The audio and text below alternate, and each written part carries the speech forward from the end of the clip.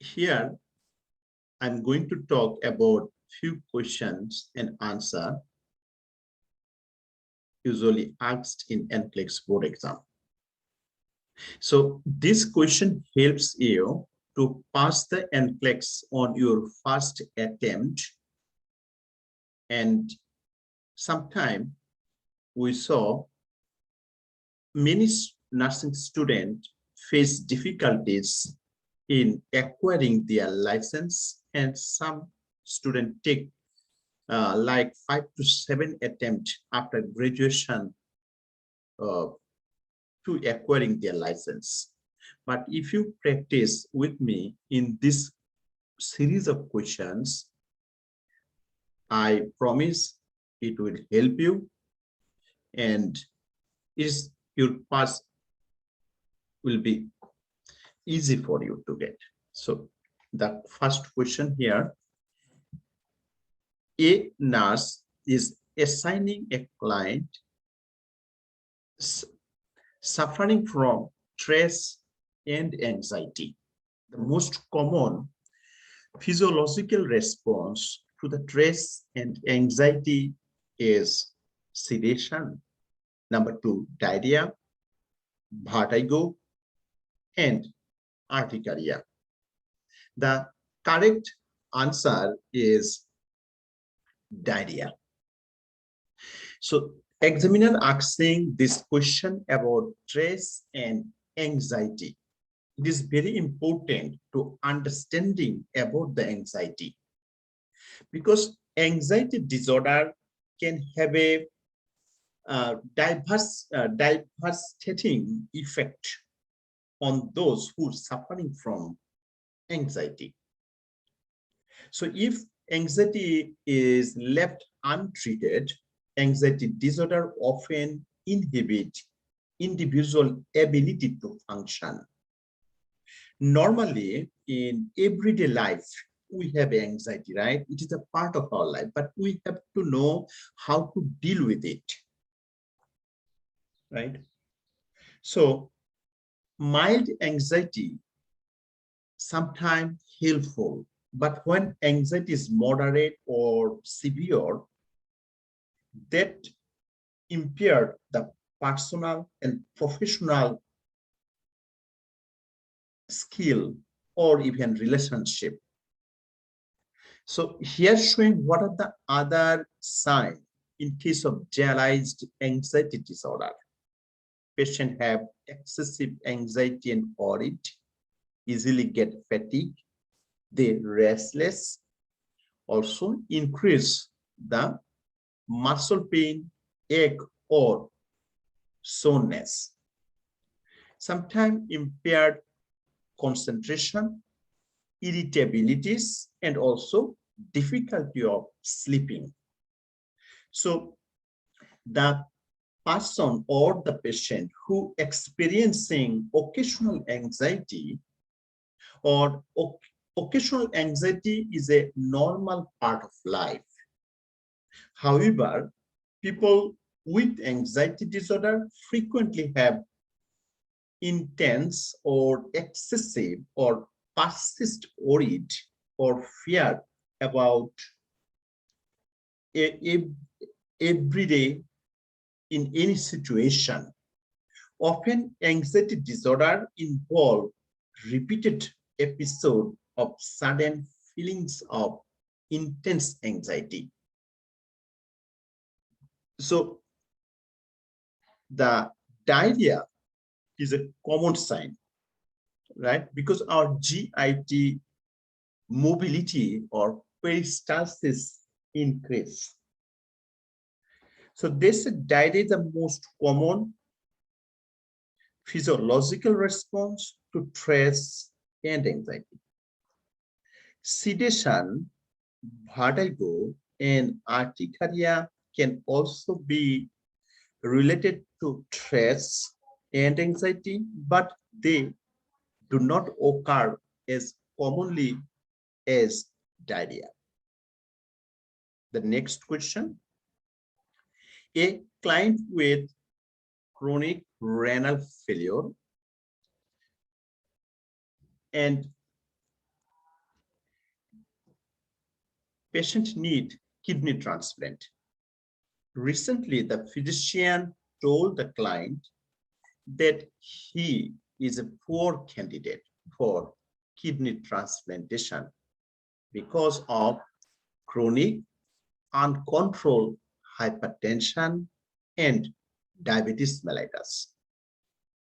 Now the client tells the nurse, I want to go off dialysis because when kidney does not work, there are two options. Either you have to go for the dialysis or kidney transplant. So kidney transplant is a permanent solution, and dialysis is every week, 3 times you have to go for dialysis. I do now patient said, I do rather not live this life than be on this treatment for the rest of my life. Which response are appropriate? Select all that apply. So this question actually talking about a therapeutic communication. So your patient feeling so bad, sad, depressed. So what should your responsibilities? Number one, take a seat next to the client and sit quietly. So you have to sit with your patient and you would be a good listener, right? So when patient verbalized their feelings, they feel good. And therapeutic communication is an in-person communication technique that provides exceptional physical and emotional care to the patient.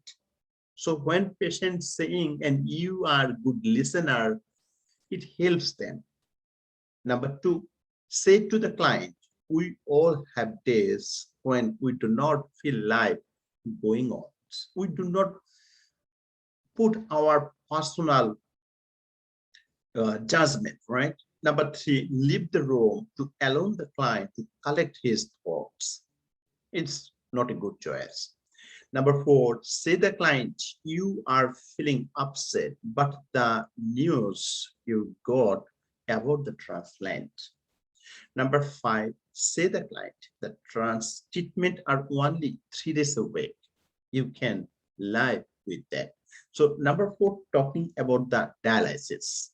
So what are the correct answer?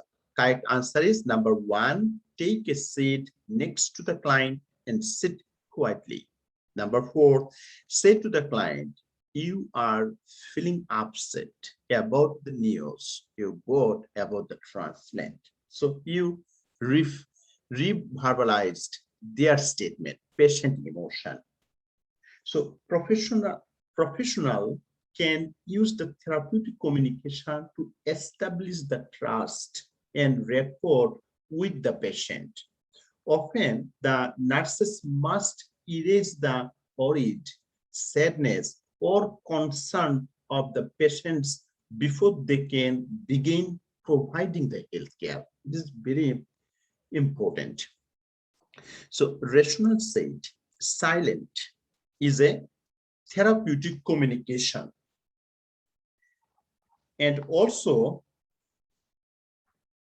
a therapeutic communication technique that allow the nurse to client and reflect what take place, right? Take place to be said and be waiting quietly and attentively. The nurse encouraging the client to initiate and maintain the conversation. So always when we're dealing with the patient, we always try to follow the therapeutic communication. So it is very important because of our profession, right? So therapeutic communication means we have to communicate very effectively, I said. So like when you communicate with patient, always keep it in mind. You always helping your patient, support your patient, and you try to solve the problem. Relax, physical recreation sometimes help to the patient, right?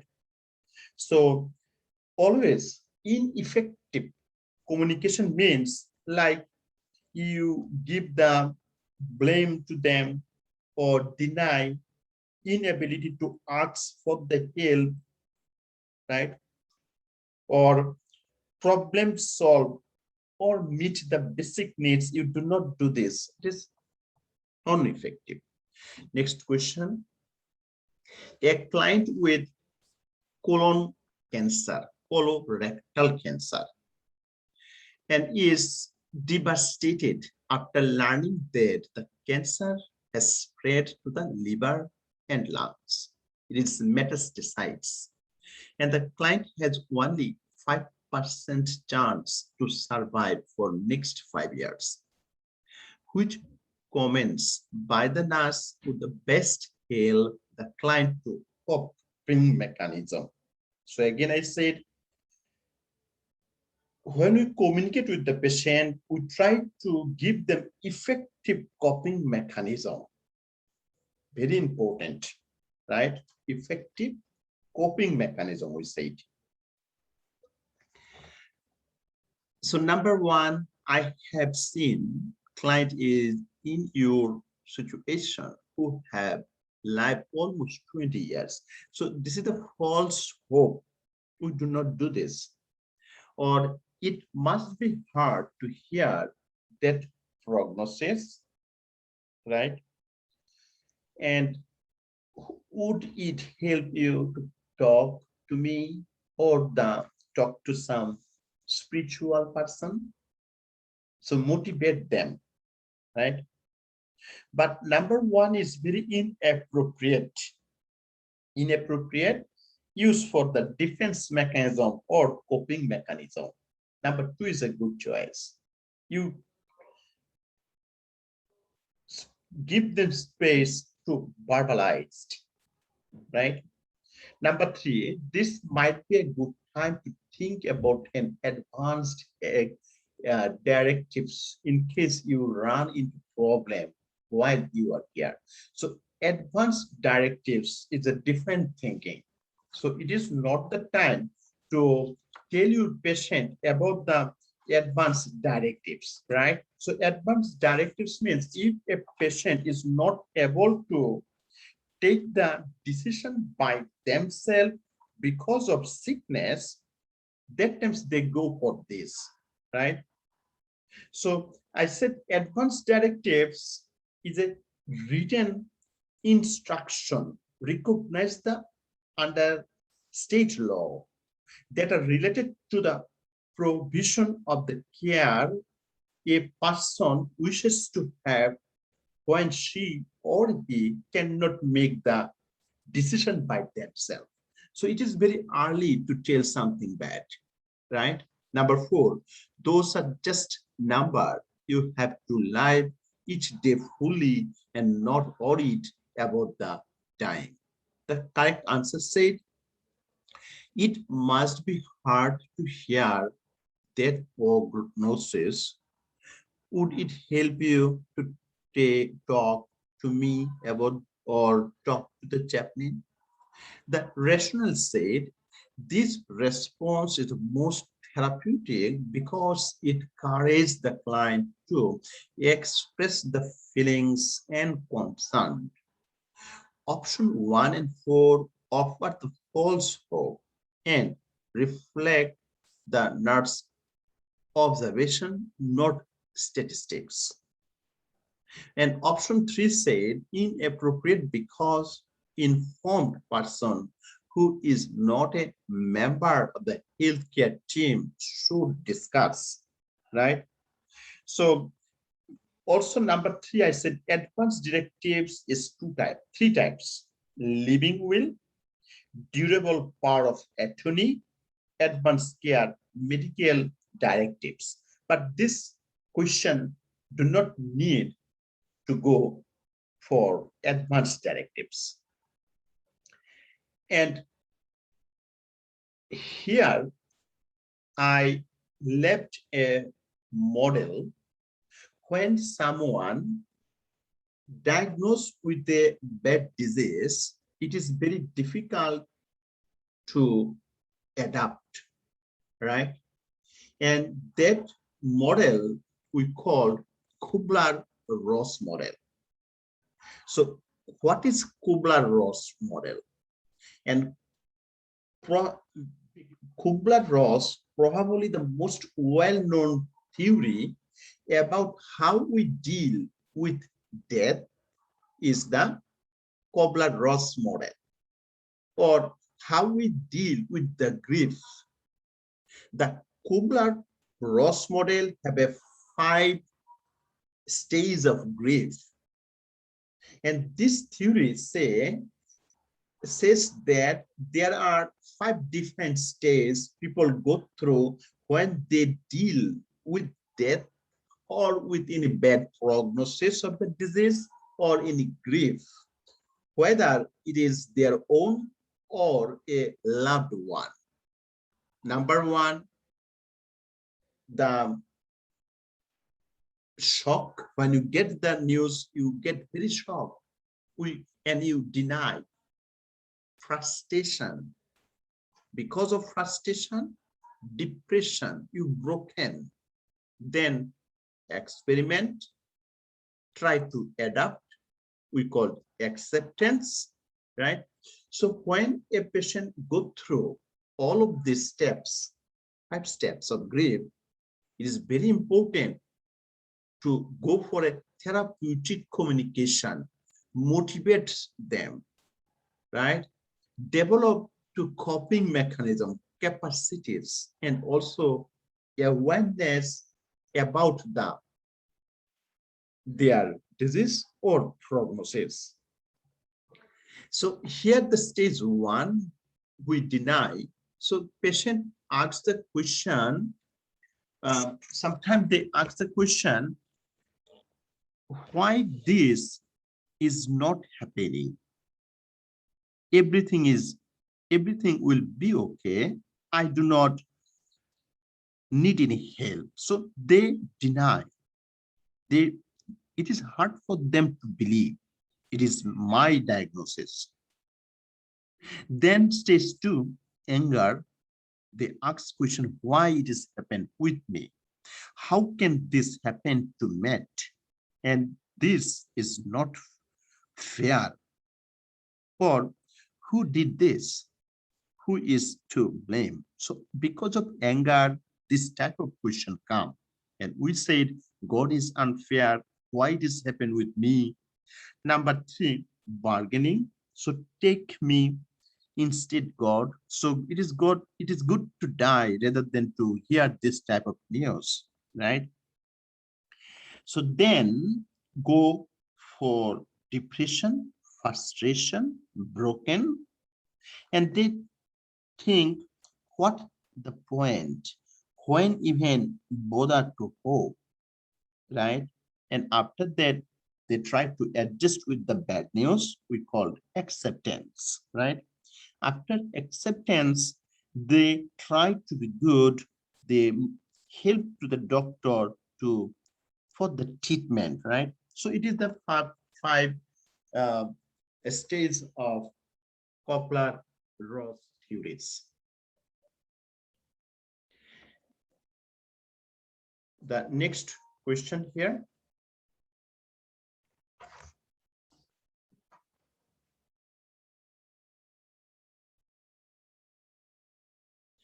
A client comes to the emergency department after being attacked and sexual assaulted.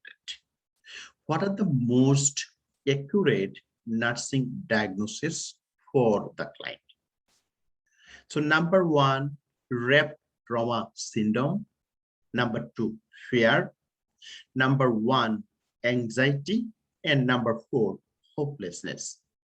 So there are 4 options. The victimized person or post-trauma stress syndrome or rep trauma syndrome, all of are applicable for them, but we have to choose most priorities one, most appropriate one, right? So the victim person in this question, attacked and sexual assault.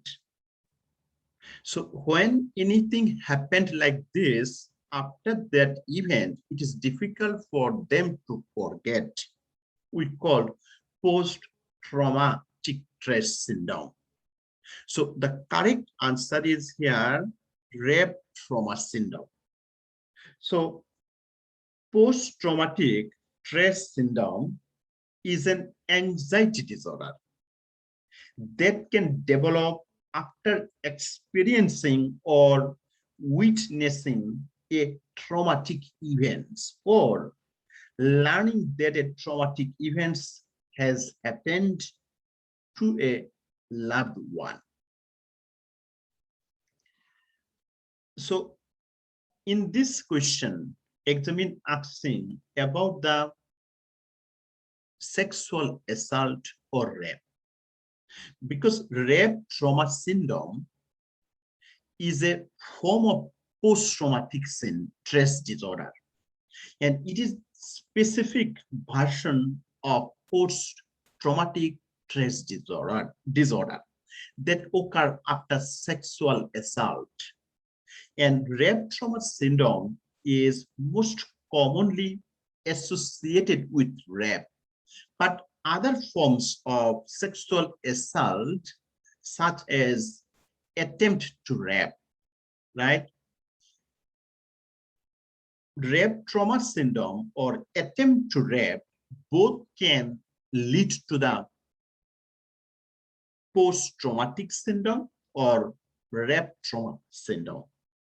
So rational said, the nursing diagnosis of rape trauma syndrome refer to the acute and long-term phases experiencing by the victim of sexual assault. Specific nursing intervention can be planned on the basis of this diagnosis. A rape victim may also experience the fear, anxiety, and helplessness. However, these are not the most accurate nursing diagnosis for the client. It means number two, number three, and number four are not most accurate, right? Here a question, a nurse is caring for a toddler with a Down syndrome. It is Down syndrome is a congenital defect, genetic defect, right? Impairment of development of brain. So who helped that toddler coping with helpful procedure? The nurse can do what? Number one, prepare the child by positive self-talk or established a time limit to get ready for the procedure. And number three, hold and rock him and give him a security object, and also count and sing with the child. The correct answer said, hold and rock him and give him a security objectives. What the rationale? The child with the Down syndrome may have a difficulties of coping with painful procedure and may regress during his illness.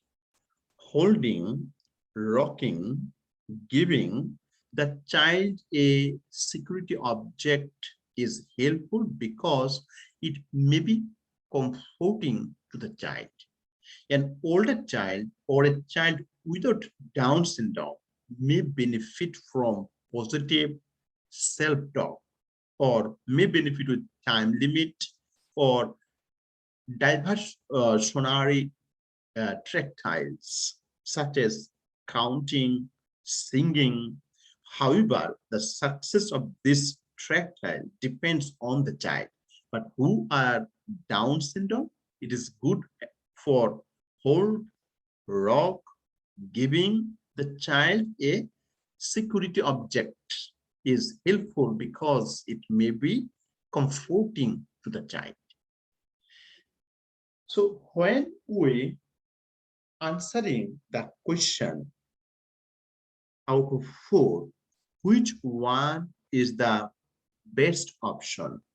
Any clinical question particularly, we try to figure it out, or we try to find out that question either nursing process, either ABCD approach, or Maslow of need laws.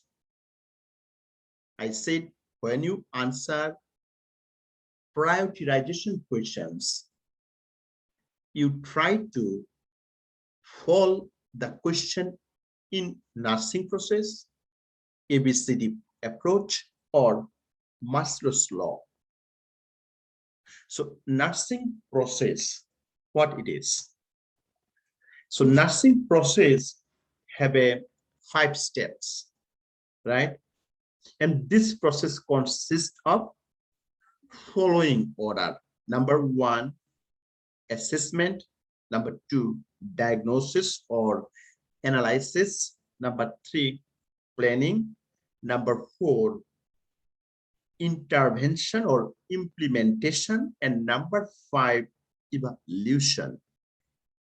So when you go assessment, so assessment is the particularly assessment done by RN.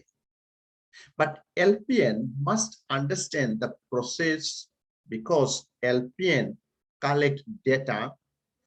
Also, LPN can play critical role in assessment. Type of data to be collected, it is very important during the assessment, like history taking, objective data, subjective data, and data collection from the chat. After confirm the data collection, we communicate information, receive the information, and go for the assessment for diagnosis. And this is called nursing diagnosis. So in diagnosis stage, identify actual or potential healthcare need or problem based on your assessment, right? Also, we interpret the data, right? And finally, in this steps phase, the nurse use data to formulate a nursing diagnosis. After the diagnosis, we go for the planning. So planning means this is done to provide the client care consistently and appropriately. Always when we decide for planning, ask yourself a few questions. What are the priorities? Or how does the planning determine the client's needs? So what I made the planning, will it fulfill the patient needs? Or how will this affect the care the client is getting? So finally, during the planning, we determine the goal, we determine the formulas and outcome criteria, and we're developing a plan of care and collaborate with the other healthcare professional. It is also part of planning. Finally, we have to go for intervention or implementation. So implementation to begin to do something, right? We prepare the patient, we counseling and teach the patient, we performing like some procedure, example, infection control, or aftercare perform. Also, we keep all of the record and report and documentation. After intervention, we will go for outcome to evaluate. So during the evaluation, we find out, has the need been met, or compare actual outcome with expected outcome. Also, re-evaluate the problem list when the rest of healthcare team, right? So then if patient is going good, you go for the discharge. If patient is unchanged or going to bad, you have to transfer or you have to change the planning. ABCD approach. So NCLEX board give the prioritization question, what we have to follow, the nursing process. If the question does not follow the nursing process, then we have to try to solve the problem by ABCD laws. So if the question is clinical, we first of all check the patient who have a airway problem, any airway obstruction, then go for check the breathing. If the breathing is not okay, give them oxygen. Or if patient have any tracheostomy, go for the tracheostomy care and see, check for circulatory system. Any active bleeding, stop the bleeding. Any blood pressure drop, give them fluid, saline solution. Also, check any other disabilities, or if the patient close to the danger, remove them from the source of danger. Also, gather all of the equipment what patients need, right? It is called ABCD approach. If question does not follow these rules, we try to solve out the problem according to the Maslow's of need. So Maslow's need always start from here, physiological needs before psychological needs, right? Then safety, after safety, loves, belongs, esteem, and self-actualization. So physiological needs, or we call survival needs. So like oxygen, water, food, elimination, and physical and mental rest. All of these are physiological needs. So then when you met all of the physiological or survival needs, we need security, we need safety. So protect from any kind of harm. When you met physiological needs, security needs, then need belonging needs, or we need love. When you have belonging needs, then question come about the esteem needs, right?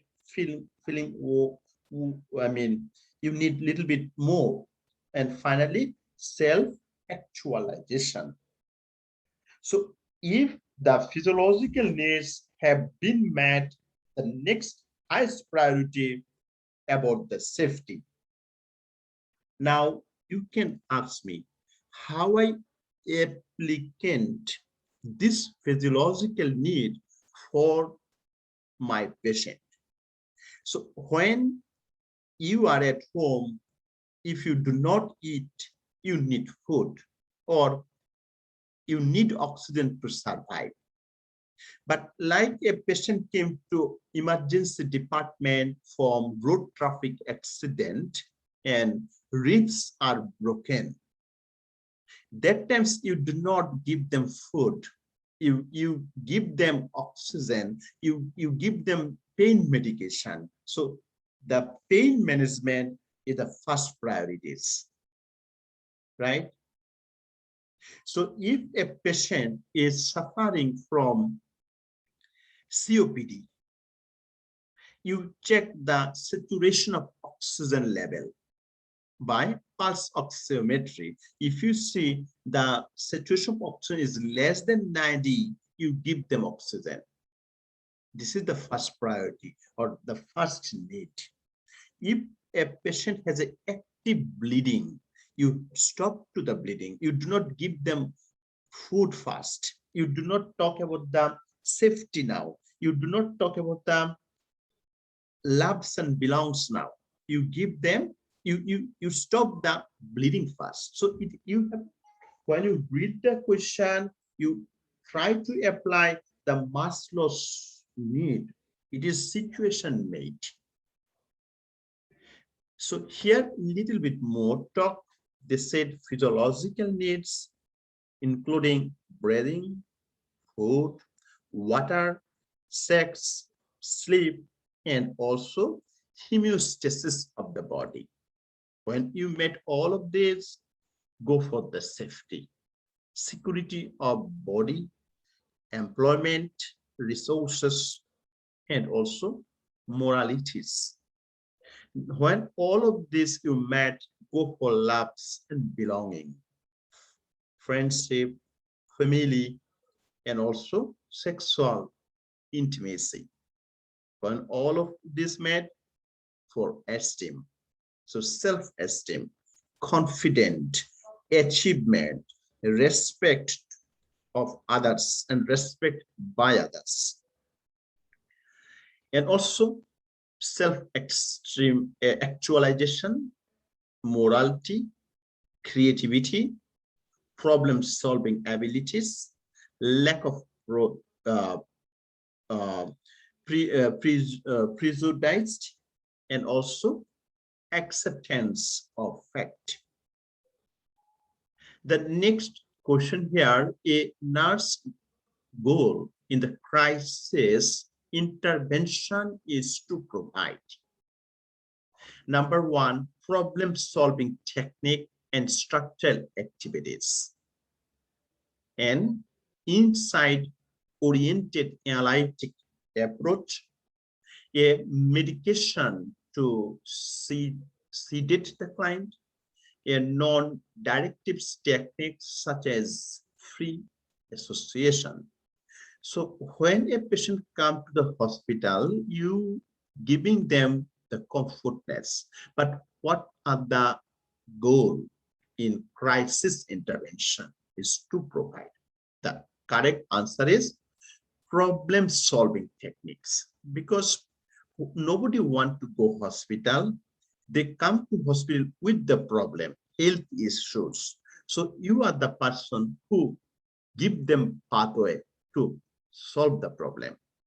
So rational say individuals in crisis or crisis need immediate assistance is most important, and they are unable to solve the problems and need the structure and assistance in assessing resources. The client in crisis do not need the length explanations or have time to develop the insight on their own. So when I admitted in the hospital because of my pain, I want to reduce the pain. This is my expectation from healthcare provider. So also you have to work together. Your goal is to solve the problem. That's it. A question here about a paranoid schizophrenia. So a client with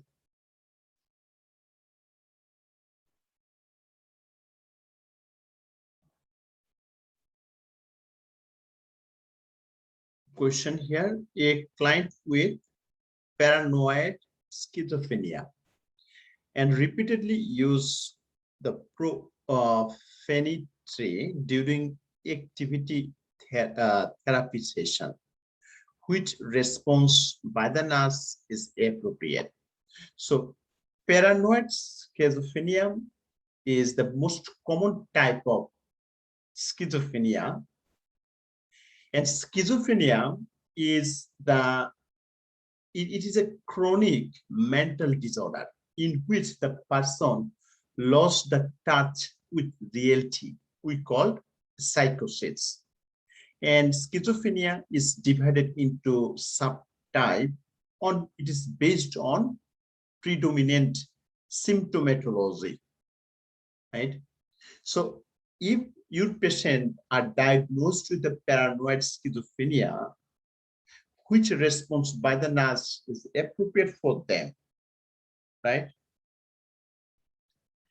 So number one, your behavior would not be tolerated. Go to your room immediately. Number two, you just doing this to get back at me for making you come to the therapy. And your crushing is interrupt the activities. Take time out in your room for 10 minutes. Number four, I'm disappointed in you. Then you cannot control yourself for even a few minutes. The correct answer is number three. Paranoid person has a delusion or persecution is most common sign, right? So delusion, I said delusion. Delusion means abnormal, false, fixed belief. And also schizophrenia patient is most common hallucination. Hallucination means sensory perception, but there are no stimulus, maybe visual, auditory, or sensory. So rationale say the nurse should set limit on the client behavior to ensure a comfortable environment for all clients. The nurse should accept the hostile, the client outburst within the limits without becoming personally offended. And starting there, the client behavior is a way of pushing the nurse is incorrect because it implies that the client action reflect the feelings towards the staff instead of the client's own misery, right? So next question here, the nurse is obtaining a history from a client. The client report that he is a waiter. And when asking about his work environment, the client say, if the customer confront me for not being attentive enough, I just split on their food. The nurse suspect the client prone to which type of behavior? Very bad behavior, right? So this question talking about this is also the paranoid personality disorder. Number one, obsessive compulsive. It is not obsessive compulsive, right? And narcissistics. It is not narcissistics. Narcissistic patient like grandiosity, or they preoccupied with fantasies of power and success. And passive aggressive, maybe it is because passive aggressive behavior is a pattern of indirectly expressing negative feelings instead of openly addressing them. And number 4 is called dependence. Nothing related to dependence here. Correct answer is number 3, passive aggressive. So this client exhibit a negative attitude, express negative feelings, and also passive aggressive behavior because openly did not addressing them. In response to the word demand for adequate performance, the client who are passive aggressive would not confront or discuss issues with others, but will go to the great length to get even. Obsessive compulsive behavior involves rituals or rules that interfere with normal functioning. So, obsession and compulsion. They need high need for routine and schedule. They limit but do not interrupt compulsive act. And it is very important. A person with a narcissistic personality has an exaggerated sense of self-worth. A person with dependence personality is submissive or frequently feeling apology and breaks down with the confronted. Next question. A nurse is leading group therapy with a psychiatric client.